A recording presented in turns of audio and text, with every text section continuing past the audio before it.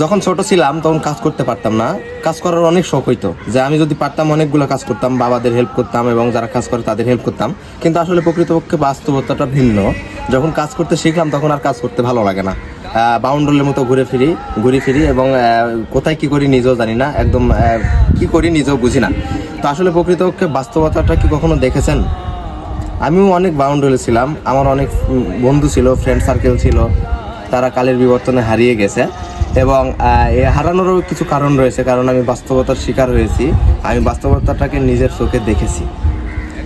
যখন খারাপ সময় ছিল, একটা সময় অনেক সময় ইচ্ছা করে খাইতাম না, কষ্ট হইতো।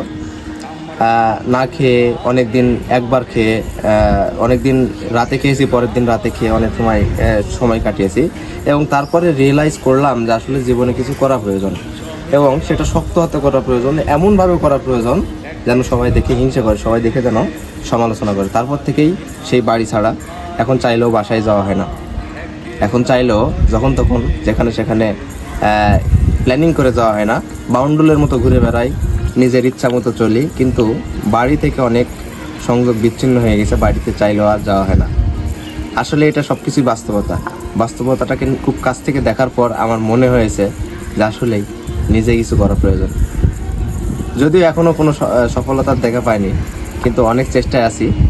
যদি কখনো সফল হই, এই কষ্টগুলো কখনো ভুলবো না, মনের মধ্যে যত্ন করে রেখে দিব। আমি একটা বিষয় সবসময় খেয়াল করেছি, ভালো সময় খারাপ সময় সবসময় খেয়াল করেছি, যে আসলে আমি যখন না খেয়েছিলাম, আমার অনেক চেনা জানা মানুষ আছে, অনেক পরিচিত জন রয়েছে, অনেক আপন মানুষ রয়েছে, অনেক প্রিয়জন রয়েছে, তারা কেউই আমার খবর রাখেননি। তারা একবারও জিজ্ঞাসা করেননি কখন আমি খেয়েছি, কখন আমি খাইনি। সুখের সময় ঠিক তারাই সমালোচনা করতে একবারও দ্বিধাবোধ করেনি। তারা সবসময় সমালোচনা নিয়ে ব্যস্ত ছিল, তারা কিভাবে আমার নিজের খারাপ করা যায়, আমি কতটা অধঃপতনে গেলাম, সেই বিষয়গুলো নিয়ে কিন্তু তারা সমালোচনা করতে একবারও দ্বিধাবোধ করেনি। এবং হিউজ অ্যামাউন্টের সমালোচনা আমার থলিতে যুক্ত হয়। আসলে সেই বিষয়গুলো অনেক প্রেশার মাথায় নিয়ে এক সময় আর বাড়িতে থাকতে ভালো লাগতেছিল না। সেই বিষয়গুলো নিয়ে আমি রাজশাহী শহরে পা দিই। মনের মধ্যে একটা তীব্র ইচ্ছা যে কোনো দিন একটু যদি কোনোভাবে সফল হতে পারি, হয়তোবা তারাই হাততালি দিবে। যখন না খেয়েছিলাম, কেউ খোঁজ নেয়নি, সেই তারাই আমি ভালো খেলে তারা হিংসায় জ্বলে পুড়ে মরবে। কিন্তু তবুও আমি ভালো চাই, সেই সমালোচকদের আমি একটা ভালো কথা বলতে চাই যে তারা যদি সমালোচনা না করে, তাহলে হয়তো আমার এগোনোর পথটা অনেক কঠিন হবে। হয়তো আমি এখানেই থেমে যাব, হয়তো আমি আর সফল হতে পারবো না।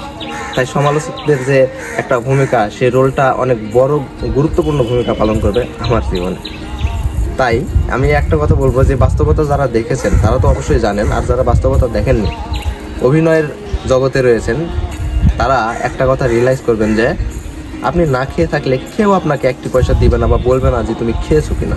কিন্তু আপনি ভালো খেলে কিন্তু সবাই সেটার একটা বদ নজর দিবে। মানুষের কথা ভেবে কী করবেন? যতদিন জীবনে বাঁচবেন বাউন্ডুলের মতো বাঁচুন, নিজের মনের কথা শুনুন, নিজের মন যেটা বলে সেটা করুন, দেখবেন আপনাকে কেউ আটকে রাখতে পারবে না। এটাই। ধন্যবাদ।